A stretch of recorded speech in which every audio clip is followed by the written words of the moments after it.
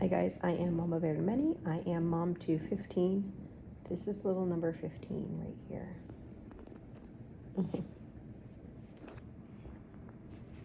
This is actually not an update video. I just thought that I would go over what I was planning as far as our food and such for the month of January and how I'm making those plans and what that's going to look like. So I think one thing that's important, this might actually help some of you as well, is when you're making a grocery menu, if you are able to go through what you have in your pantry, in your fridge, in your cupboards, wherever you have food, under your bed, wherever you store food, go through there and make a list of what you have if you don't already have a running list. And then what you're going to do is try to think of things that might be including some of those things. Now remember, it doesn't have to be the same. Think of some basic items. So say you enjoy tacos as a family, but you wanted to change it up a little bit. Could you, if you only had beans, could you do like bean burritos instead of tacos? Could you maybe, if you had a bunch of tortillas, could you maybe make an egg style tortilla instead of a like taco type tortilla?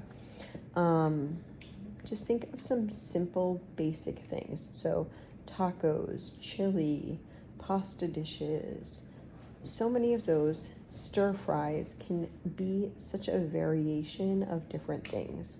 So let's say you have just pasta and meat, but you don't want to eat pasta. Well, could you do the same sort of thing, say sweet and sour meatballs over rice, or you could do like spaghetti sauce with meatballs over rice instead of actually having spaghetti, because we're not doing spaghetti right now. So those are just some alternatives that we have done.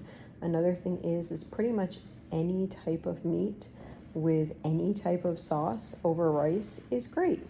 And then throw some vegetables in there and it can be totally different. So one meal that might be chicken, if you had, say, chicken over rice, and you one time had that be ranch, one time be Italian, one time be like a honey mustard sauce, one time be like a sweet and sour sauce, one time be a barbecue sauce.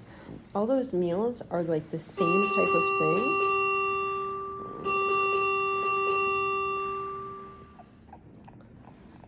So other things might be just taking whatever meat it is, whatever vegetables you want.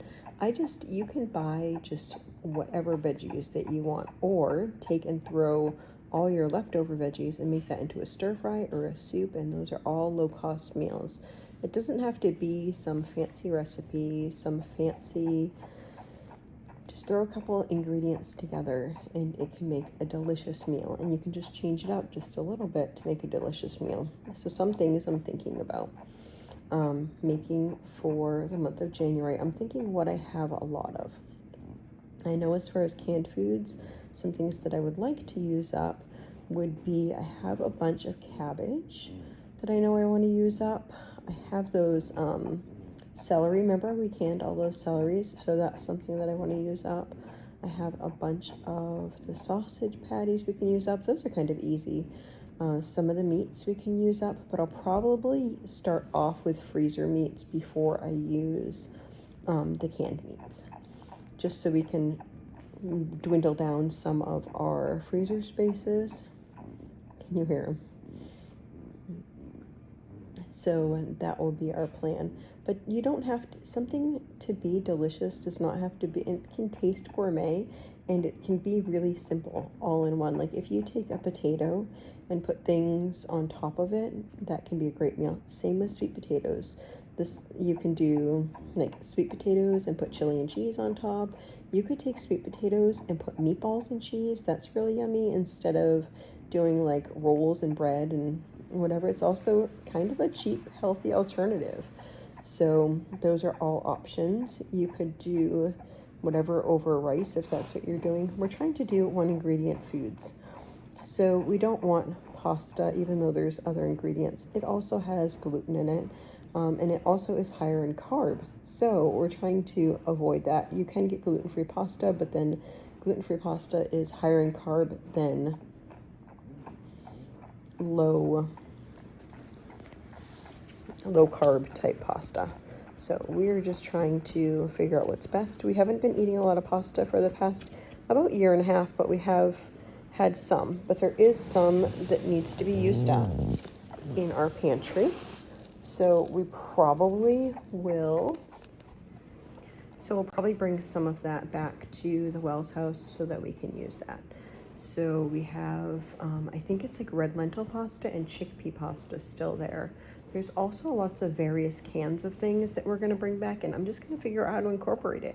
And don't be afraid to do that through this pantry challenge. Like, don't be afraid to be like, I don't know what I'm going to eat with that, and just Google recipes with, I'm sorry, my hand's really close.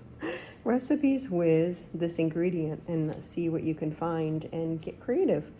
And don't be afraid to like try something new. A lot of times I'll have a recipe and I'm like, oh, maybe I don't have that one ingredient, but I bet it would taste good with this. Or maybe I don't have a couple ingredients, but you know, what if I did this and this instead? Or maybe I just am going to use the recipe for a generalized idea. I could say, okay, I want to make enchilada casserole, but yet if my family doesn't want to, or we don't have like tortillas, how can I make that same flavor without using whatever? So maybe I would like layer cabbage in it or something like that, right? So just different ideas. Just different ideas, and don't be afraid to like just try it new. I mean, what's the worst thing that can happen? You don't like it, then you'll know, hey, I don't like that. That's how you're going to learn if you like things. But then you could also come up with like a great recipe that you never thought of before, and then it could be your new family favorite. So don't think of like trying to find a recipe that has 1,000 ingredients that you don't have in your household, but rather try to think, what's basic foods that my family enjoys, and how can I make those basic foods with the ingredients I have? Say your family likes pizza, and you have, I did this last year, maybe 2 years ago. No, last year. I had canned a bunch of zucchini. We had an abundance of zucchini, and I canned a bunch into pineapple, so like pineapple zucchini, and we ended up using that on top of pizza. I might do that because I still think that we have some of that. We might do some of that. But try to think things through and get a basic plan for your month come January so that you can have a plan around things, but don't be afraid to change things too. So if you have a list of things, but you also don't want to waste things, so make sure that you have a day or more of leftovers. Make sure you have a day or more of soups, stir fries. Yeah, just throw it all in there. So I hope this video will help you in your brainstorming as far as our pantry challenge. So this is kind of my brainstorm before pantry challenge. I'm writing a list of what I do. Is I'll write a list of like a ton of different things that I might be interested in. I might, in my time, like when I'm snuggling him, I might be watching different like cooking type videos to get inspiration from. And then I'll just take all those down and I'll write a huge list, and then I'll decide, okay, what do we have ingredients? What can I change in the ingredients list for those things so that I can make it yummy for my family? But make sure that if you're trying something like totally new that you've never done before, don't put it like once a week for the whole month, because then if you don't like it, then you're like, oh, what am I gonna do? It would be better for you just to put it on once, give it a go, and if it works, then the following month you can put it on for longer. But just, yeah, taking the opportunity to do that. So then once I have my list, then I'll see if I need anything from the grocery store. And through the pantry challenge, if I need anything from the grocery store needs to be way down low, because I'm giving myself $50 a week. And that's not much. Really, my $50 a week would be for things like a thing of sour cream, or maybe cheese, maybe, most likely not too much fresh fruits and vegetables, but maybe like especially oranges for like sweet pea. yeah, so stuff like that. I'm bringing fruits and vegetables down, or yeah, canned fruits down for snacking as well. And then I'm gonna come up with some recipes for snacks that would be low carb that use some of our canned foods. I'm thinking like blueberry crisp. I don't know. I gotta write a list of those too. Think of snacks outside of the box that you can use your pantry items in, because then if not, then you're gonna be spending your money on snacks when you have homemade apple pie filling and you have canned blueberries or whatever it might be. So that is my plan for the month. If you are joining us in this challenge, make sure you make a comment below. Give me your best ideas for keeping your budget super low. What perimeters are you giving yourself? Are you having a weekly shop? Are you trying not to shop at all? Do you have a plan for the money that you are going to be saving? For us, we are doing it to try to lessen the amount of food that I have in food storage. We're not sure what life is going to look like, but to have all the food in food storage, we need to use it, right? We need to rotate and use it. And it can also help us financially, because then those funds can be divvied to other things. So I hope you all have a blessed and wonderful day. Make sure you guys chat it out in the comments. Make sure you're reading through the comments, because so many people have such great ideas in videos like this.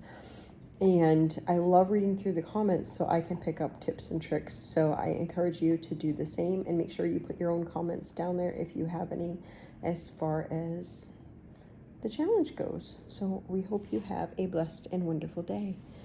Don't we, huh, buddy? Oh, yeah.